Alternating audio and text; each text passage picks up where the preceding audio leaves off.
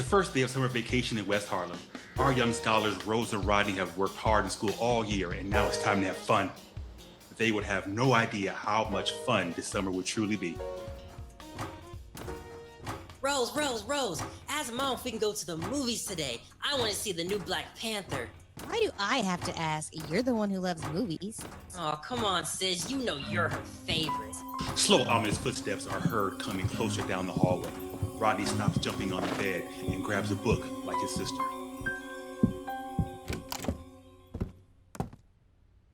Hey, Mom. Rodney wants to go to the movies. Hey, thanks for nothing, Rose. Well, Mom, can we?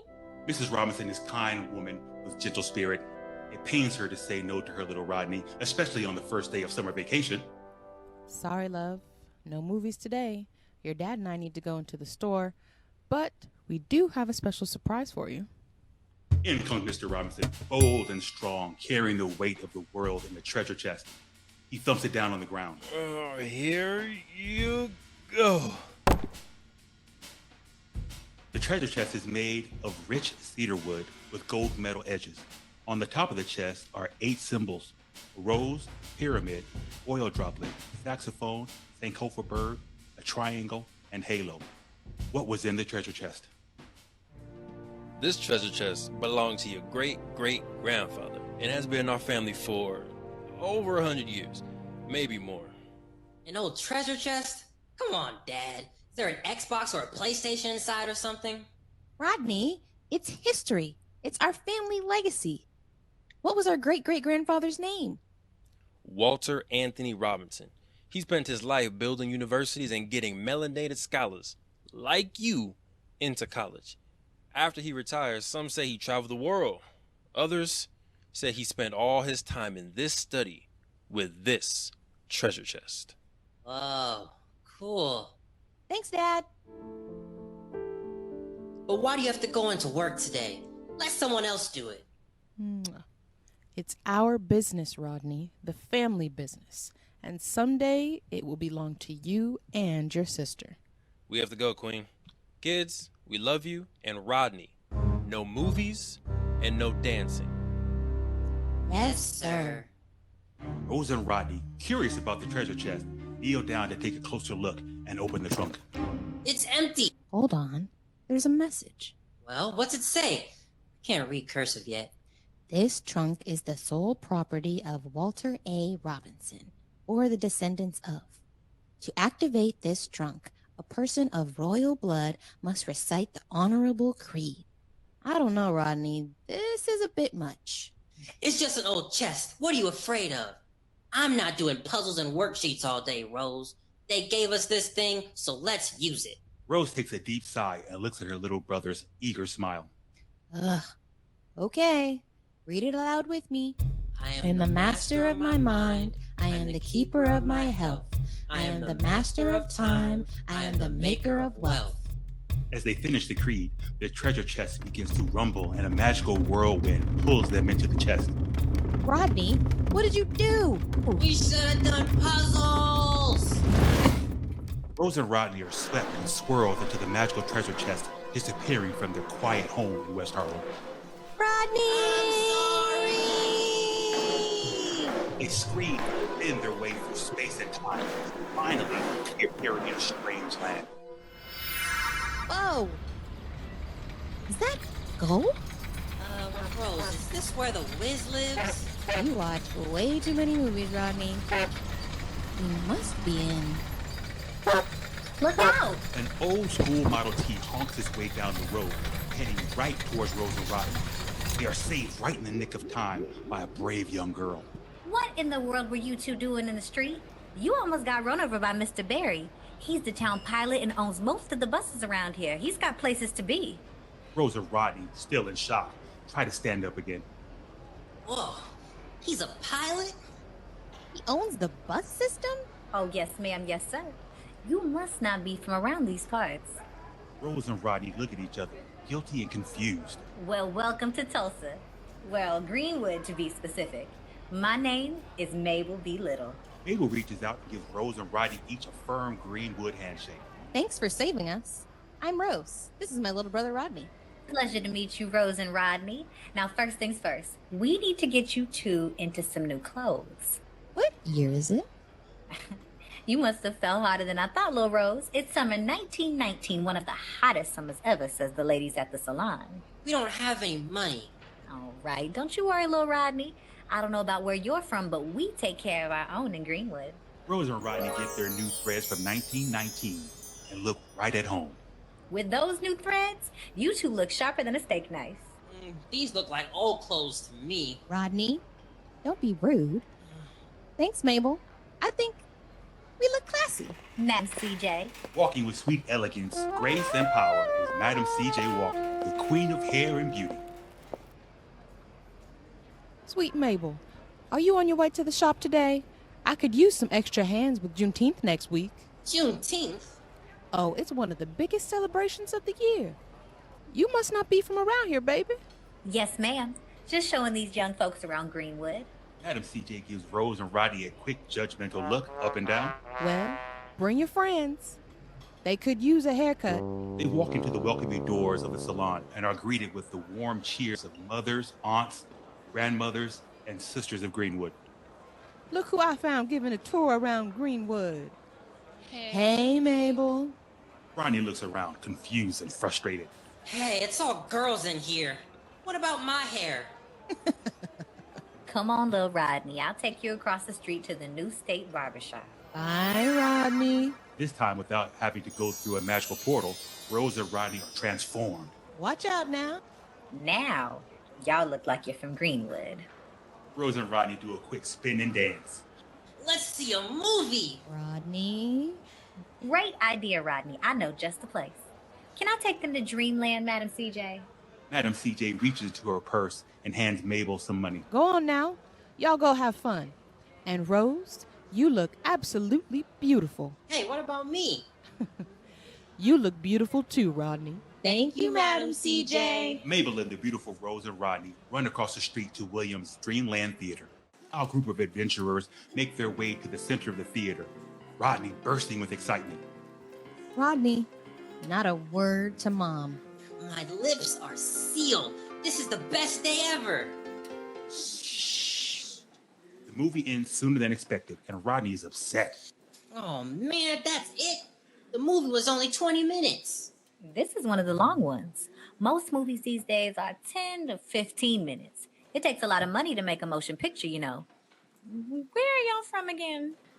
Ow! Rose elbows Rodney before he can answer. Harlem. Plenty of motion pictures in Harlem, but how's the barbecue? Y'all want to eat the best barbecue in Tulsa? Yes. But we don't have any money. And we can't keep letting you pay for us, Mabel. Thank you, but we were raised to... I have an idea. Rose, bring your singing voice, and Mabel, bring your Greenwood crew. Rodney leaves the theater on a mission, with Rose and Mabel following behind. Confused, Rodney jumps into a crowd of people, causing ruckus in the street.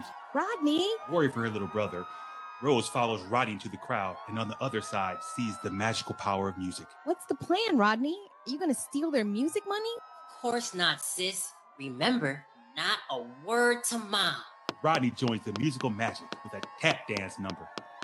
Rose sees her little brother having the time of his life and decides to join the fun with a song. Well, when in Greenwood. When you're in Greenwood, the streets are paved with gold. When you're in Greenwood, the hearts are never cold. When you're in Greenwood, and you're with Rodney and Rose. When you're in Greenwood, a story never told. When you're in Greenwood, the streets are paved with gold. When you're in Greenwood, the hearts are never cold. When you're in Greenwood, and you're with Rodney and Rose. When you're in Greenwood, a story never told.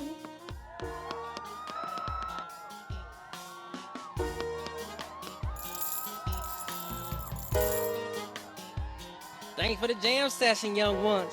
Here's a little something for your gifts. Come back tomorrow. Rose snaps back into responsible big sister mode. Rodney, don't talk to strangers. Thank you, sir. Mabel, now we can eat. Our young adventurers travel down the block. Best barbecue in Tulsa. Uncle Steve's Barbecue. There it is, the McCabe Family Special. Edwin McCabe was the politician who really put Oklahoma on the map for folks like us. He said Oklahoma could have everything we want and need. So here is the McCabe Family Special. McCabe Family Special. 4-piece fried chicken, 2 beef ribs, a steak, mac and cheese, collard greens, 8 pieces of hot water cornbread, green beans, black-eyed peas, and a side salad. Rodney's eyes and stomach grow bigger than his head. Man, I love this place. I hope this isn't a dream. After a long day of adventure, Rose and Rodney enjoy a feast with their new friend. When they are done and could not possibly eat one more bite, Uncle Steve himself walks up to the table. You must be the little ones I've been hearing about running all around town. Yes, sir. Making sure they had the best barbecue in Greenwood. And how was the barbecue, young ones? Any room for dessert? Everything was delicious. Thank you, sir. I couldn't eat one more bite. Rodney, with his hand on his stomach, can barely speak. It was really good, sir. Now, I have to get home before the sun goes down, but y'all can stay at Girlie's Hotel. He'll take good care of you. Thanks, Uncle Steve.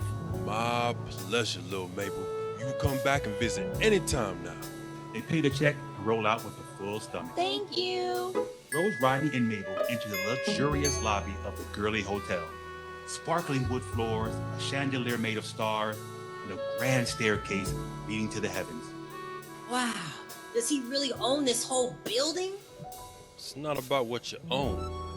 It's about who you serve. He's being modest. He's one of the founders of Greenwood. He invested in 40 acres and only sold to Black families and businesses. Wow. Thank you for your kind words, little Mabel. They told me you had some friends in town. Yes, sir. Now I need to get home before the sun goes down. Do you have any available rooms? We don't have much money. You know I'll take care of them, Mabel. That's a Greenwood promise. Oak W. Girlie leads Rose and Rodney upstairs to their own room, where they can have a safe night's rest for their long day of adventure. Still in their fancy Greenwood threads, Rose and Rodney slowly start to fall asleep, drifting into the dreamland with the last words Mabel said singing in their head. One day, I'll have my own salon for you to visit. I'll make everyone feel as pretty as a rose. Rose and Rodney wake up in their own beds with their old PJs on. Or is it their new PJs? I know it's the first day of summer and all, but rise and shine. Rose and Rodney look at each other, confused. Rodney, was that No. It felt so real. Rose, those ribs. Sorry, loves. Your dad and I need to go into work today. But we did get you a little surprise. Mr. Robinson sets a treasure chest in the middle of the room again. Here you go. This treasure chest belonged to your great great-grandfather Walter A. Robinson? They look at each other with wide eyes. Yeah, babe, did you already tell them? Nope. I didn't tell them. You must have let it. Rose and Rodney jump out of bed and give their mom and dad a big hug. Thanks, Dad. Thanks, Mom. Have a great day at work. We'll be fine. Okay. You two are acting weird, but we will see you later. We love you. And Rodney. No movies and no dancing in the house. Yes, sir. Mr. and Mrs. Robinson smile at their beautiful children and head off to work. Rose and Rodney kneel down to the floor and open the treasure chest again. Wait, Rodney, we still don't really know how this thing works. Are you really ready for another adventure? Rodney gets up. He grabs the backpack, notebook, his favorite action figure, Rose's favorite book, a whistle, flashlight, and a calculator. We are Robinsons. We're ready for anything. I am the master of my mind. I am the keeper of my health. I am the master of time. I am the maker of As wealth. they finish the creed, the treasure chest begins to rumble, and a magical whirlwind pulls them into the chest, off to another Black History adventure. Greenwood, the streets are paved with gold when you're in Greenwood. The hearts are never cold when you're in Greenwood. And you're with Rodney and Rose when you're in Greenwood. A story never told when you're in Greenwood. The streets are paved with gold when you're in Greenwood. The hearts are never cold when you're in Greenwood. And you're with Rodney and Rose when you're in Greenwood. A story never told.